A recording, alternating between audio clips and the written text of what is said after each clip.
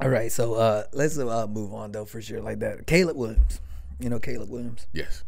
Okay, quarterback for USC. Yeah. Okay, and this guy has a lot of pressure because he what's that? UFC. USC. USC, yeah, USC, University of Southern California. I just watched him play the other night. Yeah, and he just lost. You know, I know college right now. They're freaking finishing up their regular season. They're about to go into playoffs, start going for the National Bowl and stuff like that.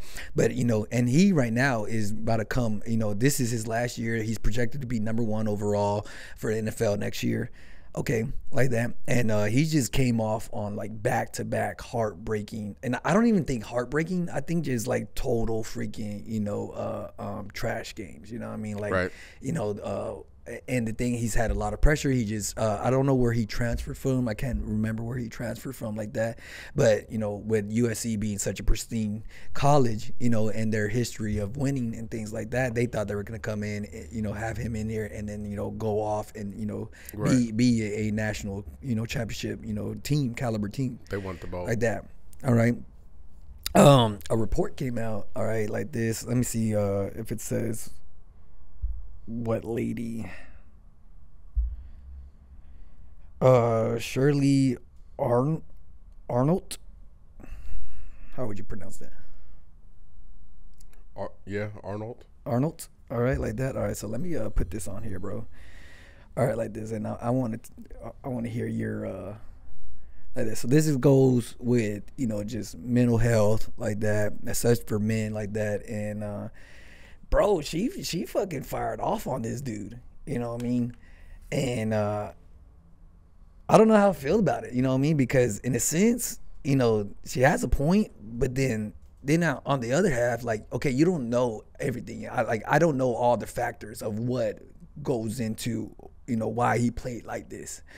All right, let's go ahead and just listen right now. All right. Acceptable for a man to cry? When and where is it acceptable for a man to cry? Because from what I understood, grown men had some pride and dignity, right? So tell me why USC quarterback and Heisman winner Caleb Williams felt compelled to run to his mommy in the stands and bawl his eyes out. This lasted for at least a full minute. And then it gets even better because RG3 had the audacity to tweet out this. Any NFL team would be lucky to have him as their quarterback, and this emotion shows how much this game means to him. I totally disagree with this. An NFL team needs a leader. It's not running to his mommy, bawling his eyes out, and creating a spectacle for the cameras. Oh, and then after the game, in the post-game presser, Williams said that, I want to go home and cuddle with my dog and watch some shows. What's with men these days? How is this deemed acceptable in their minds? Caleb Williams, he's soft, he's a crybaby, and I implore any NFL scouts to keep this pathetic scene in mind when concocting their idea of what a leader on an NFL team looks like. Thoughts? She's an idiot, bro. Like,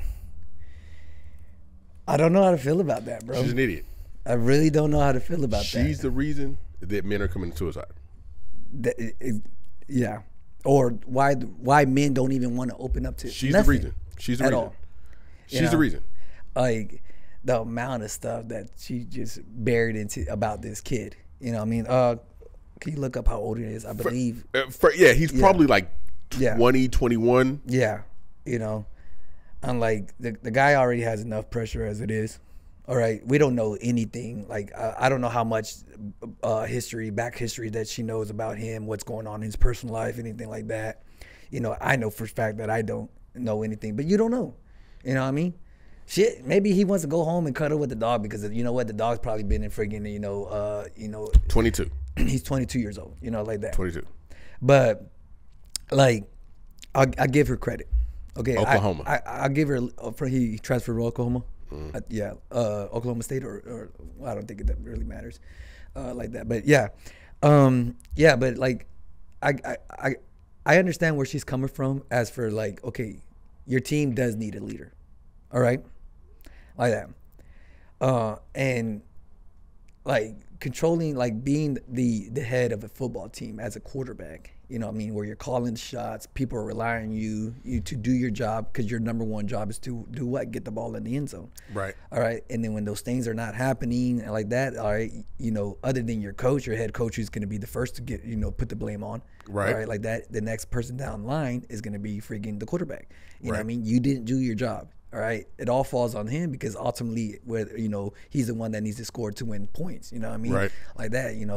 Defense wins games. And can score for you, but no, offensively, that's what you're there like that. You're not getting paid, like that, there, but you've been highly recruited to win games and stuff like that. But you're falling short. You're not, living up to the expectation like that. At 22 years old, I'm like, God, like you're probably, at that point, what are you thinking? Like, fuck, my draft stock is going down. Freaking, you don't know, what else is happening outside. I don't know if she knows what's happening outside. I don't know what's happening outside, and I don't want to speculate.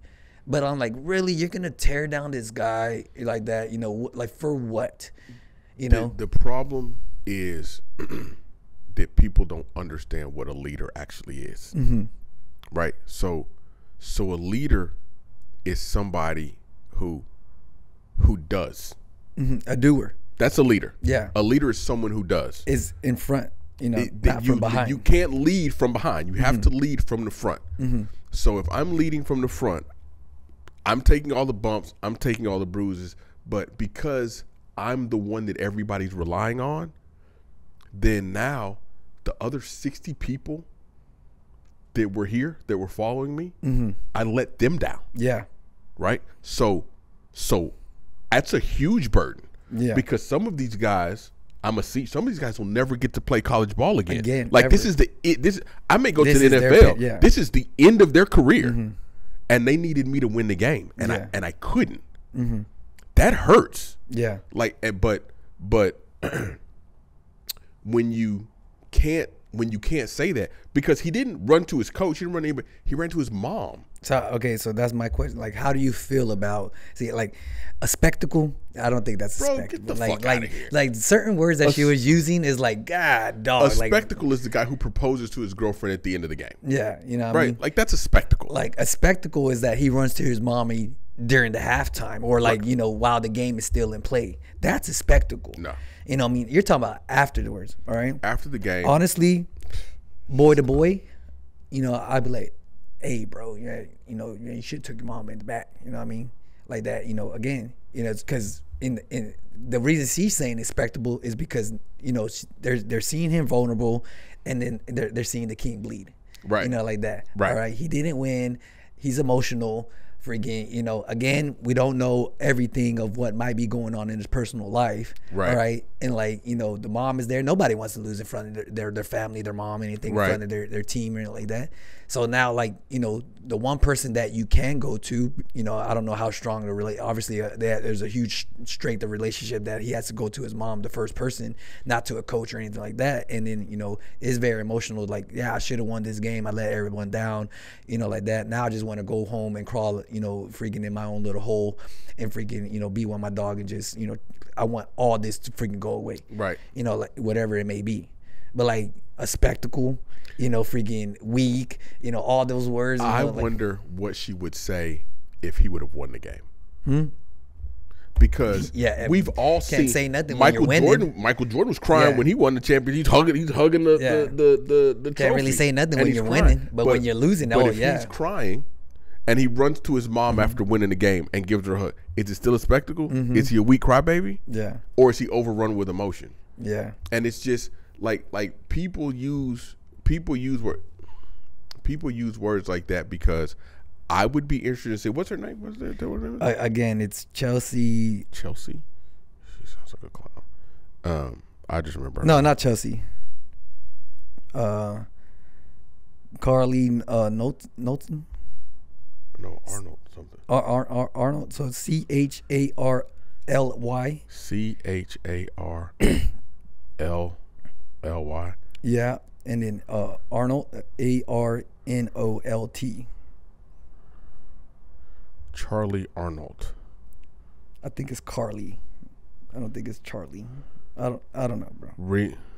Ring announcer for the WWE from 2016 to 2001. This it gets me triggered. You know what I mean? Because again, when a leader for me is someone that They lead from the front. Okay. She's a professional wrestler. Yeah. That's what it says. That leads from the front. Okay. That can make timely decisions. You know.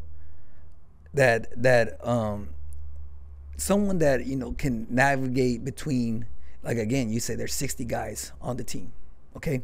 Not every 60 one of those guys, all right, on that team, you know, you can treat the same way. Okay. You know that some of those guys, you know, can be pushed a lot harder. Some of, you know, and then some of the other guys, you know, you got to really freaking, you know, home in and, you know, mentor them, you know, to guide them like that. Because if you push too hard, you know what, they're going to break. You know, not to say that they're fragile or they're weak or anything like that. You know, it's just to get the best out of them. Yeah, you everybody's know, different. Like everybody's different, you know what I mean? So again, you know, that's the head coach job too. You know, he's the one that's calling all the plays, you know, to the quarterback. But the quarterback is the actual one that's implementing everything. You know what I mean? And at the time, you know what I mean, if you're anything like Peyton Manning and you're calling Omaha at the line and you're making your own decisions like that, you know, that right there, times like that, you're going to have a lot of credibility, you know, and it takes the decision making out of the head coach hand and you put it on you. So, you know, whether you're succeeding or you're failing, all right, people are going to look at you, you know, like that. But then again, it's like, okay, after the game, you know, this is something after the game, you're emotional, all right? How many times have you ever been emotional after a freaking match, you know? Bro. A big match, small match, anything like that. You know what I mean? It happens, bro. Again, it's in the moment. We've talked about this bro. before. It You know, happens. that adrenaline in the moment, you know what I mean? Your testosterone levels are hiked up, you know, all that. You know, I'm like, yeah, you know, it's very hard to control those things. Your adrenaline is running, right? And then freaking, you don't know what it is. I remember the most emotional I've ever been. Okay, it was a win, freaking after I knocked out Cyberhino. Yeah. All right, like I remember that. You know, for me, the reason I broke down is because I knew I could eat. Right. All right, I could pay my bills, my rent that month. I could put gas in my car, and I could put food in my refrigerator. That's why I was so emotional. Right. All right. Plus, I had some dues, you know, to one of my aunts that I to pay her back. Right. Just with that knockout, I was able to freaking. I felt such a huge relief. The birds. You know what I mean? And then, you know, yeah, they're trying to interview me. I didn't want to talk to nobody, bro, like that. But they're interviewing me like that, and I fucking broke down. I was just like that. Like, I didn't win nothing. I didn't win no championship like that. I just got a knockout. You know what I mean? Right. Like that. But it was a big payday, and I knew I could get all this like that. All right. Even if I lost, bro, you best believe, freaking, I would have been crying for the same reasons. You know what I mean? Because I'm like, fuck. You know, now I can't eat, and I can't put money, you know, like that. I don't have enough money like that. I don't think people understand, bro. Mm-hmm. So again, it's just like it triggers me just because we don't know what's going on in his personal like that, in his personal life. And if this guy, you know, can't be himself, you know, like that, you know, it's not like, you know, it's not like he can really. Hey, I want my mom down here. We go in the room and we do it all like that, you know. No, it's right then and there, you know what I mean? It's a freaking crowd of freaking thousands of people. You know, yeah, all the eyes are on him and stuff like that, but shit, you know, like but that's when it happens, bro. Mm-hmm. That's when it, because all the rest of the time you just walk off, and then he may do the same. After every game he loses, he may walk off the field, go home, cuddle with his dog, and watch some shows. Yeah, that may be his post game loss ritual. Mm-hmm. But this game was different. Yeah, you know what I'm saying? This game was different. Like, and I believe that one too was a rival game against freaking Cal. Did you see the FSU game? FSU and the one with the quarterback just got hurt. Yeah. I didn't see it, but I heard about it. Whole stadium silent. Yeah, dude was senior. Last game, never gonna play again. Injured. And it's like, and you're like, oh my, and everybody in the room is overcome with emotion, because whether he's going to the NFL or not, whether he's going to do all the stuff or not, you're watching somebody who dedicated their whole life to something, and you're watching it and it's gone now. You know what I'm saying?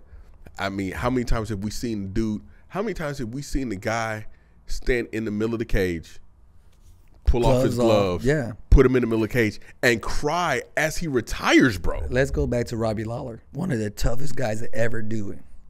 All right, bro. And that dude was holding back tears hard during his retirement like that. I've never seen that guy like Ruthless that. Robbie Lawler, bro. Yes. All right. Left more blood in the cage than probably anybody ever. Yeah, and he's been doing it as long. Like, you know. I just don't think that I think that like I said, I think that the problem is, you know, she's got her little platform and all this stuff and whatever, but you don't realize, people get on their platform and they don't realize the effect of what they say has, and how that pebble ripples through the pond. You know, like you saying that, all right, because my next question is like, do you feel with someone like this, with a platform where people are watching, okay, because like there's a lot of times that, you know, and I think we've mentioned this before, all right, no, this was for a basketball thing, all right, okay, like that, I mentioned this like that, where commentators, you know, and analysis and things like that will come out on ESPN or any type of sports show like that, and what they say can really affect, all right, these kids, you know, draft stock.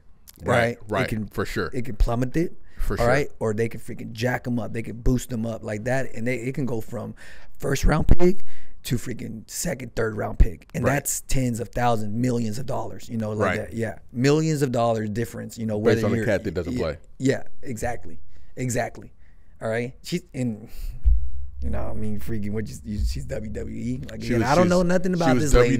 She was WWE, apparently played some sports, didn't make the gymnastics Olympic team because of injuries, and didn't play collegiate volleyball because she was too short. You got all that from her Wikipedia, her Wikipedia. yeah, bro. Because I was like, who is this chick? But the thing is, you're telling people not to. Tim Tebow cried. Yeah, he kneeled and prayed. I mean, what? Tim Tebow was a winner. I mean, you know what I'm saying? Like, what are you doing? And it's just, and not Caleb's set, right? Like, he's established. Like, nobody's gonna listen to you. Yeah, you know what I'm saying? Like nobody cares about what you say. Charlie, whatever the fucking name is. Nobody cares about you. But what happens to the 15-year-old boy who's starting JV at his high school football team, and he sees that? Yeah, and then he's like, man, I'm not supposed to cry to my mom after I lose. I can't do all this stuff after I lose. I have to suck it up and go, or else they're not going to want me to play, because that's what he wants. He wants to be a professional football player. So now he's taking a different road. Yeah, it affects everything. Yeah, affects everything. You know what I'm saying? So what if this was a guy commentator? How would you feel about that? You know, I would feel the same way, bro. I think the message is the same. Yeah, for sure.